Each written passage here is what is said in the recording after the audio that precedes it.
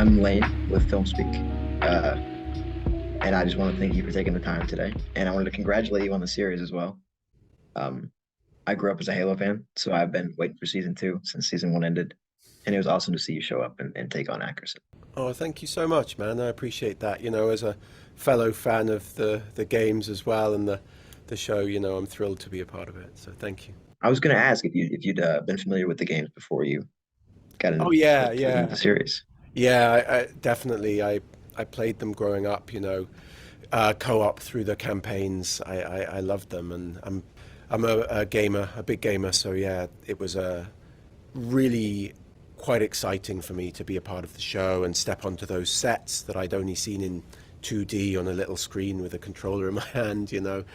What about Ackerson is so appealing? Like, what makes him stand out against a character like Master Chief, who is just like brute force and has this big iconography? Because you really take Ackerson and you get face to face with Chief at times. hmm So, hmm what is it about him that is able to push back? I guess.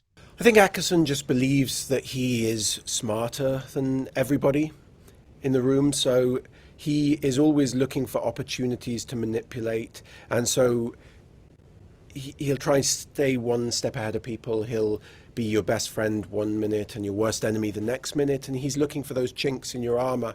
So I think that's why he's able to shut John down, and to stand up to a multitude of different characters like Halsey, who's incredibly intelligent. I think he just finds the tact that works with the different people. He's very good at that and at kind of puppeteering a situation and then undercutting it. So he's always looking to catch people off guard. So you feel like you know what's going on, and then he'll take the conversation in a different way, in a different direction. So you feel uneasy around him, I think, and you're looking for a life raft to grab onto, and then he presents that to you. I think that's what he tries to do. Yeah, that's incredible. You mentioned John. What's it like to go back and forth with Pablo? Because he's an incredible actor too, and you guys spend a lot of time just in one-on-ones. How is that? We did, yeah. He's a great actor and incredibly giving as well. As someone who is as established as he is and at the lead of a show like that, he was from day one just very, very accommodating in terms of when he was off camera as well, being there for me, and very giving, all about the craft and making the show better. And that was great for me because that's what I want to do as well. I want to make the best show possible and play the best scenes possible. And he was into exploring and into trying different things with the scene, which is what I love to do as well. So it was just a gift to do my first few days were with him, which was great. How often would you reference the games? Would you look back and be like, well, how did they do this there so we can pull? Or did you do that at all? Not really, not personally, really going into it, although I'm familiar, of course, with the games and I played Halo Reach right before I shot the show just to kind of put myself back in that world. And I read The Fall of Reach, the graphic novel, and, really got my head back in that space. But I wouldn't so much reference them on set. I think, the creators and the showrunner, David Weiner, of course, immersed themselves in that lore and referenced all of that and tried to create Easter eggs in the writing and that kind of thing.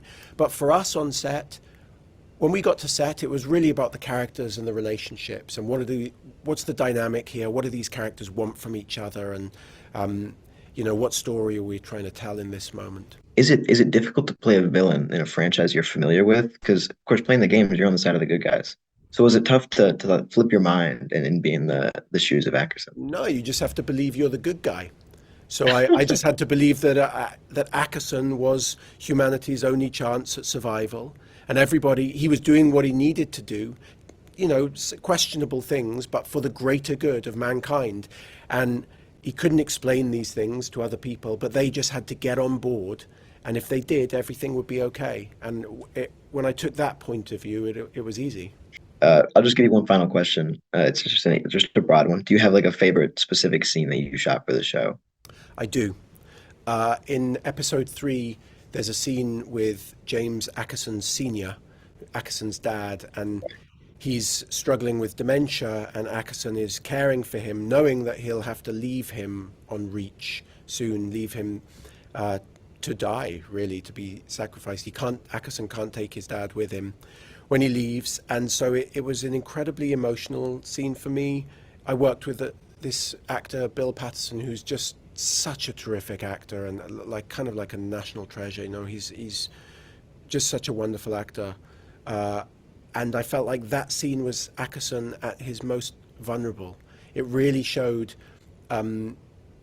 this person caring for someone and having to give that up, which was heartbreaking. And I feel like that was as close to the real Ackerson as you could get.